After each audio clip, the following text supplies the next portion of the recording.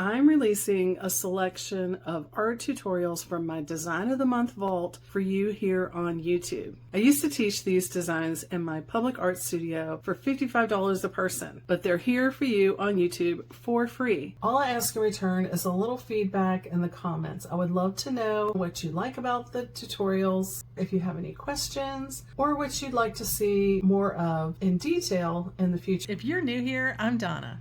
I started this channel to inspire and motivate people who want to create more, do so through organization tips, simple design ideas, and a behind-the-scenes look at how a working artist gets it done. Hey makers, let's make some lovebirds. This project was inspired by all the amazing seat catalogs I'm starting to get in the mail for spring, and I kept mine really textured and rough.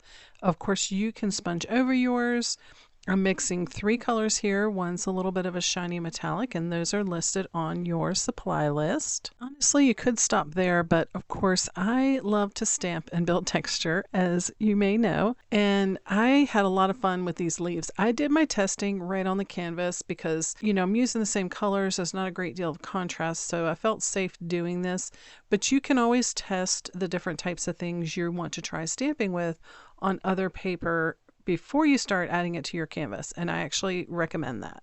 I'm using the same 3 colors that we blocked in the background with for the leaves, and you can see because we changed it up, we didn't blend everything, they're really standing out, especially the darker color. You can layer the medium lights and darks any way you want. I usually start with dark and distribute that, and then go in with the medium and then decide how much light I want. But you can build from light to dark or dark to light, and you can go in back and forth. The only rule is have fun. And I am having fun here. When I started adding the medium color with the larger leaf, it really didn't add a lot as far as it wasn't as impactful as these smaller leaves, as you can see, but it kind of broke up the space color wise, and so it served a purpose. Even if your leaf prints don't turn out perfect every time, keep the overall composition in your mind as you work. And the best part about this technique is that if there are any parts that you don't just love, you can just stamp right over them. I'm using cut apart artificial flowers, silk leaves, but you could use natural elements here. You could use some of the other fun things that we've used in past projects. Remember, perfection is not reality, so we're just going for satisfaction here. When you're satisfied, then you know you're done. The more layers you add, the more depth you'll create. This probably took me a good 15 minutes, maybe 12, I don't know, but obviously it's sped up here for you to save you time watching so you can spend more time creating. And sometimes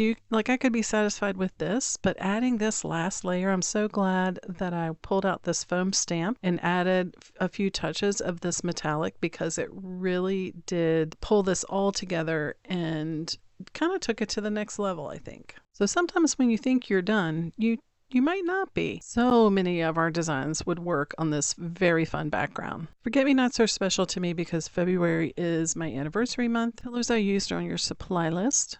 You could also cut out some flowers for this step. I created a diptych painting with these canvases just for fun, but of course you can do it all on one canvas. Feel free to add more paper layers to your birds for feathers or other dimensional details. You could use this bird template as just a base and build up from it however you like. And you also have the option of just choosing one bird for your canvas. I chose not to feature bird feet in this design, but you can always draw those in with a Sharpie or add those however you like. I've been a little obsessed by adding gel pen details since we did our Pool Princess design in the summer. So you'll see I got a little purple and blue going here. And then I even added some gold in my bird feathers. And I could have spent the whole day doing leaves like this. This was so much fun, and I think added so much. Here's a couple close-ups, so simple and fun. I cannot wait to see what you create. Be sure and post it in the creative community. I've gotten some requests for the templates and the supply lists that I used in these design videos. I always say use what you have. But if you would like my specific supply list and the templates I created for these designs, I'm going to make those available to you on my website. I'm working on logistics, but as soon as they're ready, they'll be available at donnamgriffinartist.com. I'm going to put a link in the description to take you there. If you enjoyed this video, I hope you'll take a second to give it a like or share it with a friend. And if you want to be sure to catch the next design tutorial, go ahead and hit that subscribe button and make sure you turn on your notifications so you won't miss it.